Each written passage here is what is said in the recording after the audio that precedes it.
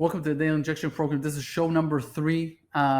This is the most radical show that I've put together thus far, and it comprehends what has happened yesterday, was through Stroud yesterday, which I am telling you, we are testing the limits of our way of life right now.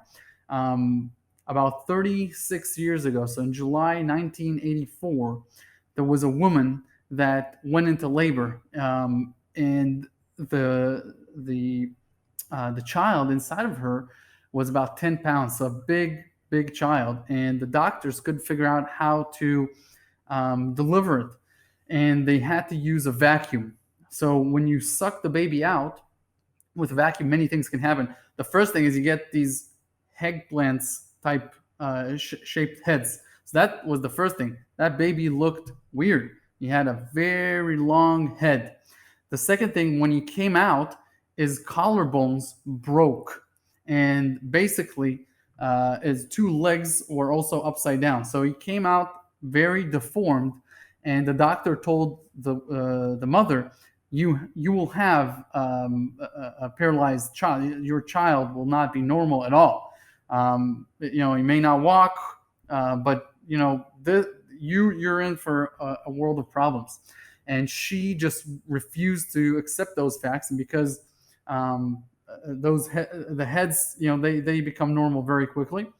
The collarbones, because it's so agile, the bones, she put the child on his stomach for 3 months, and the collarbones became totally straight.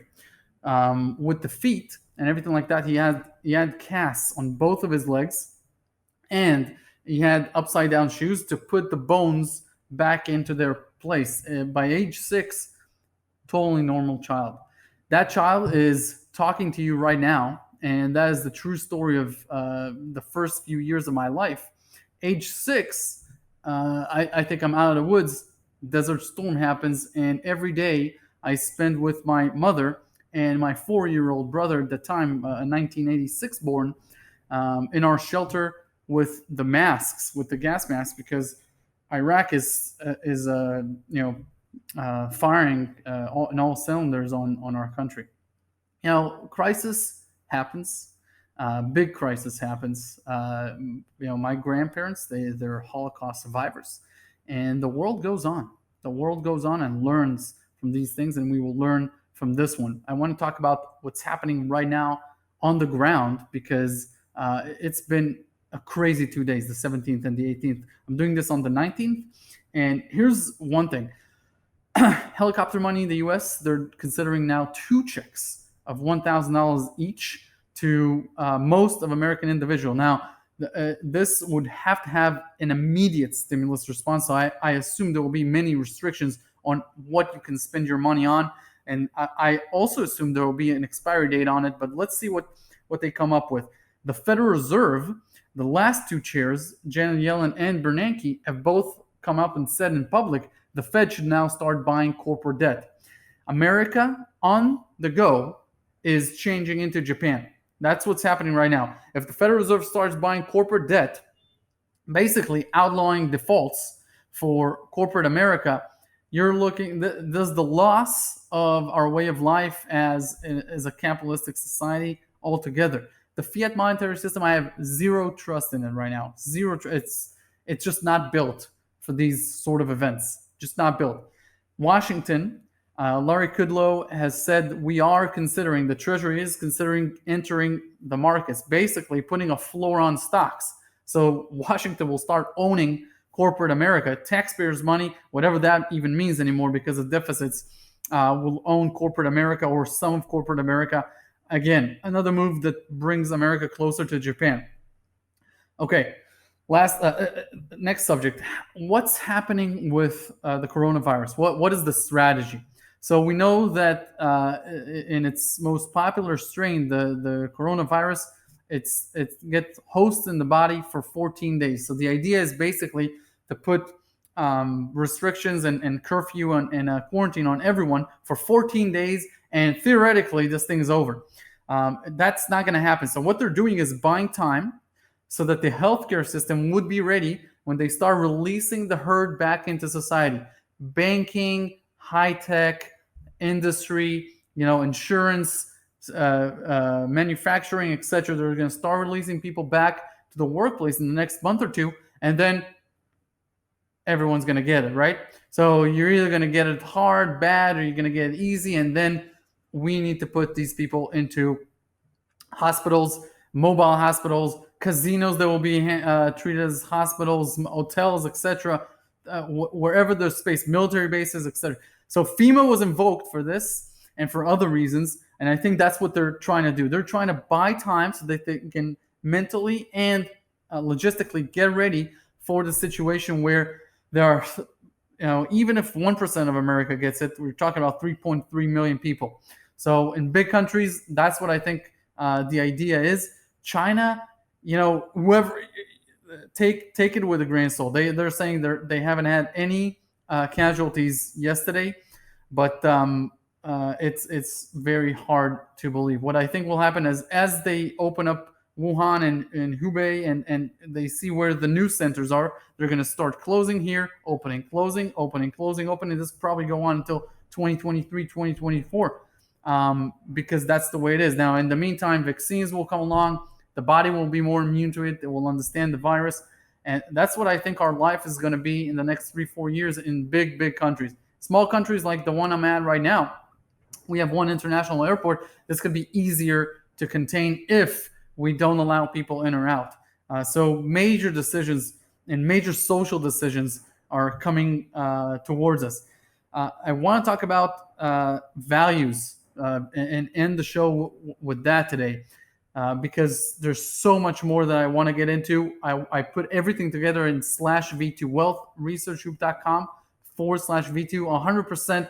You have to see it because it goes through the charts and the graphs. We are hitting the limits of what can happen with the dollar system. There is a dollar short squeeze right now to the point of $12 trillion. The Fed, consider it, it's just pumping $500 billion every day into the market. Pumping $500 billion. Let that number sink in because that's America's annual interest payments to its bondholders. So if you think the national debt is a problem, think about $500 billion getting pushed every day into the marketplace. We are in a hyperdeflation. And in a hyperdeflation, many things change. So I want you to think about your own values and what are you? Who are you? What is most important to you? As a family member, as a friend, I've reached out today to many of the people that, friends of mine that live in the city next to me. I've asked them, hey, if you're outside the city, let me know if you need any help for your parents, for your loved ones, anything I can do to make sure that if that your parents, the elderly, are not taking any chances.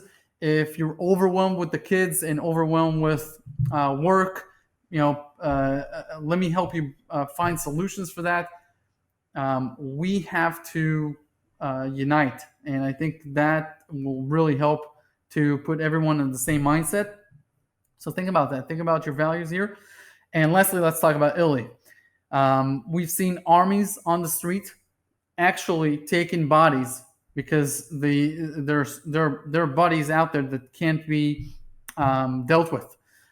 They have a real problem on their hands, and I want you to learn the lesson from this. There is a lesson, and there's a price to pay for not being prepared for crisis. From here on, please do not underestimate the importance of having a duffel bag of cash always around. Just make sure you think about a second residency or a second passport. Think about your life insurance and what happens in the case that you cannot provide anymore for your family.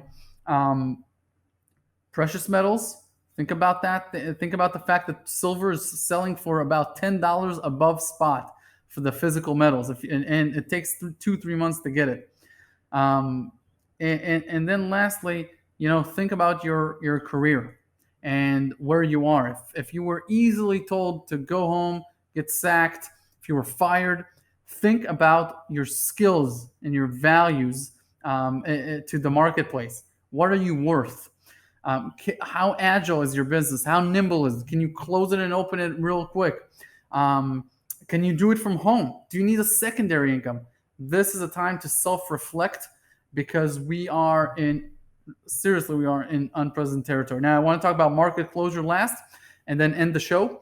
Um, I don't think the markets will close unless there is some sort of a crazy escalation. We are in a in motion event, and there is no reason to close it now. If they wanted to close it, it should have been on day one, like they did with the Kennedy assassination, like 9/11, or in 1933 in the Great Depression, or the markets have been closed for months in World War One, but definitely not there yet. Um, I don't think the markets will get closed. There was a trader on the floor in the New York Stock Exchange that got the coronavirus. So there are no live people on the floor today. There'll only be bots and algorithms. Um, Consider the fact that America will probably stay open. The equities are not going to find a floor that easily because there's so much that we don't know. And therefore, there are many companies that are just getting withdrawals from baby boomers. They're just saying, I want to cuddle my cash. I don't want to hear about the stock market ever again. Give me my money. So a lot of the selling is forced selling. Funds have to give their clients their funds back. And it's not that they feel, oh my God, American Express is going under. I have to sell American Express per se. I'm just giving an example. I've got a big holding in American Express. These clients need money. I need to sell American Express. And it's called forced selling. When those happen, there are opportunities. And I'll cover them in the newsletter this upcoming Sunday. So today's the 19th. That'll be the 22nd of March. I'll cover that in detail and even some positions that I'm taking right now. So wealthresearchgroup.com/V2. Definitely make sure that you get it. And I've just published my new ebook, my first ever book, and it's going to be free for the month of March and April because people are home and they want quality content. I hope they enjoy the book, wealthresearchgroup.com/book. Thank you for joining me today.